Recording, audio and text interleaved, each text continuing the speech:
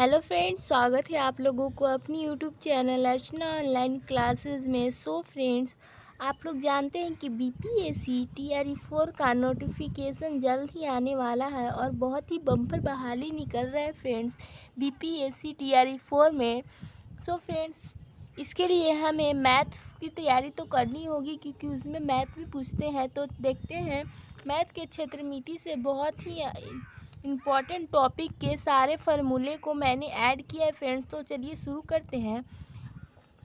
Formula number 1 है अर्धगोला। अर्धगोला से सबसे पहले हम लोग फार्मूला देखेंगे फ्रेंड्स। कहा जा रहा है कि अर्धगोला का वक्र पृष्ठ का क्षेत्रफल क्या होता है। तो अर्धगोला के वक्र पृष्ठ का क्षेत्रफल होता है 2πr²। 2πr²। बोला जा रहा है कि अर्धगोला का संपूर्ण पृष्ठ का क्षेत्रफल, तो संपूर्ण पृष्ठ का क्षेत्रफल होता है 3πr²। अर्धगोला का आयतन तो 2/3πr³।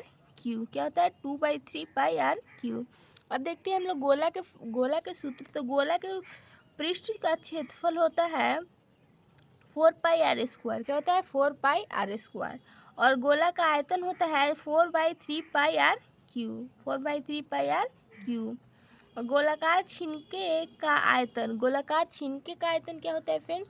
तो गोलाकार छिलके का आयतन होता है 4/3 पाई आर, बड़ा वाला r³ माइनस छोटा r³। ठीक है। अब देखते हैं हम लोग शंकु का। तो शंकु का बोलता है फ्रेंड्स कि शंकु का वक्र पृष्ठ का क्षेत्रफल। तो शंकु का वक्र पृष्ठ का क्षेत्रफल होता है πr_l। ठीक है, πr_l। l बराबर क्या रख सकते हैं हम लोग यहाँ पे, तो √r² प्लस h²। ठीक है। अब शंकु के पूर्ण पृष्ठ का क्षेत्रफल। तो संपूर्ण पृष्ठ का क्षेत्रफल होता है πr bracket l plus r, bracket बंद कर देना। ठीक है, πr_l into l plus r। शंकु का आयतन क्या होता है, तो शंकु का आयतन होता है 1/3 πr² h। 1/3 πr² h शंकु का आयतन। ठीक है। आप लोग अपना एक नोट्स में सारा फार्मूला को नोट कर लीजिएगा फ्रेंड्स, क्योंकि ये सारे फार्मूले एक एक इम्पॉर्टेंट है आप लोगों के एग्जाम के लिए। अब देखते हैं वृत्त का। वृत्त में फ्रेंड्स कि अर्धवृत्त का क्षेत्रफल क्या होता है, तो 1/2 πr²। 1/2 πr²। और फिर वृत्त की परिधि क्या होती है फ्रेंड्स, तो वृत्त की परिधि होता है 2πr। ठीक है, कितना होता है 2πr। अर्धवृत्त की परिमिति क्या होता है, तो पाई प्लस 2 इंटू d/2। ठीक है। वृत्त का क्षेत्रफल क्या होता है, तो πr²। क्या होता है πr²। वलय का क्षेत्रफल क्या होता है फ्रेंड्स, तो pi into r² minus r²।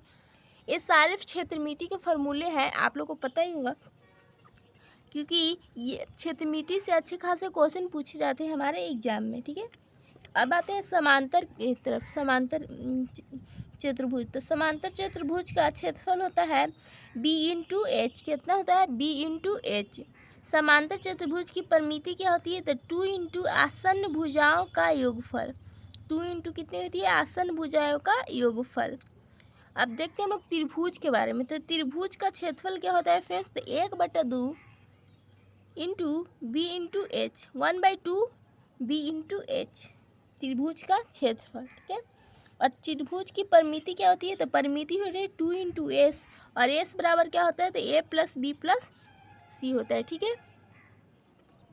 अब हम लोग बेलन को देखेंगे फ्रेंड्स। तो बेलन का होता है, बेलन के वक्र पृष्ठ का क्षेत्रफल क्या होता है, तो बेलन का वक्र पृष्ठ का क्षेत्रफल होता है 2πrh।